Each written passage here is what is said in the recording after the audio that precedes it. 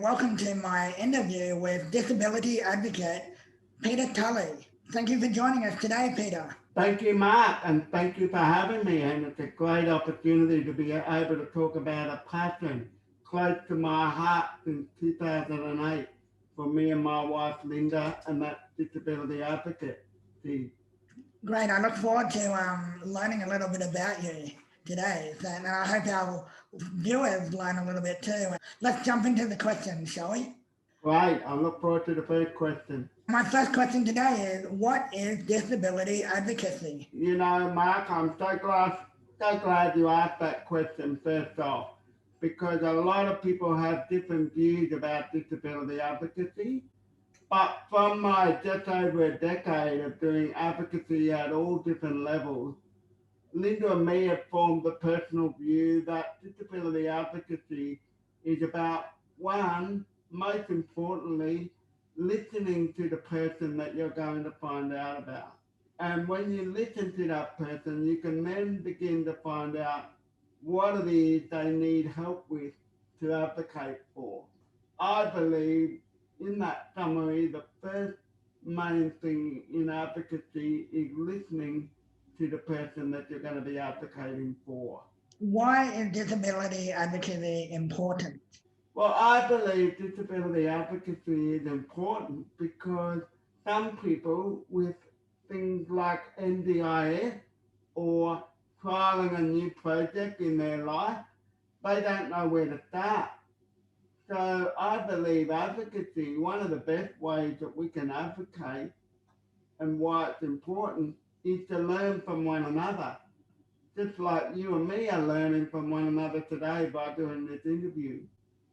So advocacy is something where I believe we need a network right across Australia where we can all share our ideas and support one another, because at the end of the day, you've heard me say this to yourself before, Mark, my job is done when I empower you to be your own advocate. I don't want to be your advocate. I want to empower you to be your advocate. So what do you most enjoy about being an advocate? What I love about being an advocate is when I see good news stories, things happening that you never thought would happen. When you come out of an NDIS pre-planning meeting and you feel really, really good when the participants got their plan and they got most of what they asked for. Because as you know, Mark, from your experience and my experience with the NDIS, you've been in it for a couple of years because you're in the Brisbane area. I'm fortunate, I'm on my fourth NDIS plan because I'm from the Ipswich area. But knowing that the participant got the most of what they wanted, that's what I love about advocacy. When people put a lot of work into their dreams and goals to make their planning meeting a success. What do you find most frustrating? I think the best way that I'll answer this is that I've been in some advocacy meetings where I've been the advocate for the participant at an NDIS meeting or a Quality and Safeguard Commission meeting or, the Royal Commission hearing. And the most frustrating part would have to be when you feel that you're in whatever meeting you're in and the participant that you're supporting with your advocacy, you feel that the participant is not being listened to or the participant's message is not getting across. If you were trying to make a point to your planner, for example, in your planning meeting, and I was your advocate, there might be times when I would feel that you're not being listened to or you're not getting your message across. So that's probably the most frustrating part of advocacy. I can definitely identify with that example. So what changes would you like to see made to enable more people to be able to access advocacy under the NDIS? So I really believe there's a lot of work that needs to be done both federal and state government to help them understand the importance of advocacy. You and me are involved in a couple of organisations out in the community where advocacy is a very high agenda. But as I said at the first or second question of this interview, I believe that one of the best ways we could improve advocacy, along with pushing the federal and state government to work together on advocacy, is for all of us who are interested in advocacy, all of us supporting one another and sharing one another. And I know that prior to the pandemic that we're currently in, COVID-19, one of the best states for advocacy was Victoria and WA. They have big advocacy groups over there. So one of my long-term visions, along with people sharing their advocacy experiences and stories like you and me done in the past, I would love to see a national, when I say a national, I mean Australia, advocacy set up where a whole lot of people from all different walks of life, all different parts of the state, all come together for 2 or 3 days and just have a national advocacy conference. Even though I know there's been smaller versions, but I would like to see it much bigger and then get other organisations involved who need to understand advocacy, like the state and federal government, like the NDIA, like the Quality and Safeguard Commission, and like the Royal Commission.